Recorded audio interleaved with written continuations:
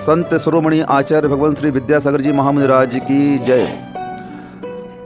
आचार्य महाराज हमेशा जनवाणी की बहुत विनय करते हैं और हमारे जीवन में भी उनसे यही शिक्षा मिलती है कि हमारे जीवन में अगर कोई अमूल्य है तो देवगुरु शास्त्र ही अमूल्य हैं, क्योंकि जिनके माध्यम से संसार से पार उतरने की कला सीखी जाती है उनका कोई मूल्य नहीं होता है। इसलिए आचार्य महाराज हमेशा कहते हैं कि संसार की संपत्ति तो तृण के समान है, कैसी है, लेकिन जो हमें मोक्ष मार्ग में आगे बढ़ाते हैं वे हमारे लिए अमूल्य हैं। आचार्य महाराज ने एक बार कहा, स्वाध्याय चल रहा था, आचार्य ने ग्रंथ खोला, उस पर मूल्य लिखा हुआ था।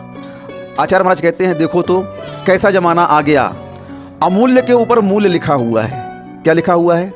अमूल्य के ऊपर मूल्य लिखा है। जनवाणी कितनी अमूल्य है। हमारे आचार्यों ने गिरी के अंदर गुफाओं में बैठ करके कितनी प्रतिकूलताओं में, कागज पेन स्याही उस समय मिलते नहीं थे, बड़ी मुश्किल से मिलते थे, और स्थान कहाँ रहता था? जंगलों में। फिर भी उन्होंने जनवाणी को लिपिबद्ध किया और आज हम उस पर मूल्य डाल देते हैं। और ये भी कहा आचार्य महाराज ने कि संसार में इतने सारे व्यापार होते हैं लेकिन जनवाणी का व्यापार नहीं करना चाहिए, क्योंकि जनवाणी का व्यापार करने से ज्ञानावर्णी कर्म का आस्वर बंद होता है, दर्शनावर्णी कर्म का आस्वर बंद होता है। इसकी कमाई कभी भी श्रावक को, जैन श्रावक को तो खाना ही नहीं चाहिए।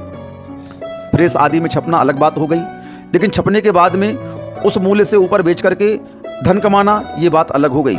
तो आचार्य महाराज ने यही कहा कि इन उपकरणों का व्यवसाय नहीं होना चाहिए, खास तौर से जैन श्रावकों को इसका व्यवसाय नहीं करना चाहिए। ये तो हमारे आराध्य वस्तु कहलाती है और हमें इसकी विनय करना चाहिए। तो आचार्य महाराज हमेशा कहते हैं, जो अमूल्य है उसका मूल्य क्या आंक सकते हो, बताओ आप, क्योंकि अमूल्य ही उसका नाम है, और जहाँ अमूल्य है वहाँ पर मूल्य उसका कोई दे ही नहीं सकता है। हाँ, तो इस प्रकार आचार्य महाराज जी कैसे जनवाणी की विनय करना, कैसे उसके माध्यम से पुण्य का आश्रय बंद करना, कैसे पाप से बचना, इस प्रकार से श्रावकों को छोटी छोटी बातें बता करके उनके जीवन में अंधेरा हटा करके प्रकाश देते हैं।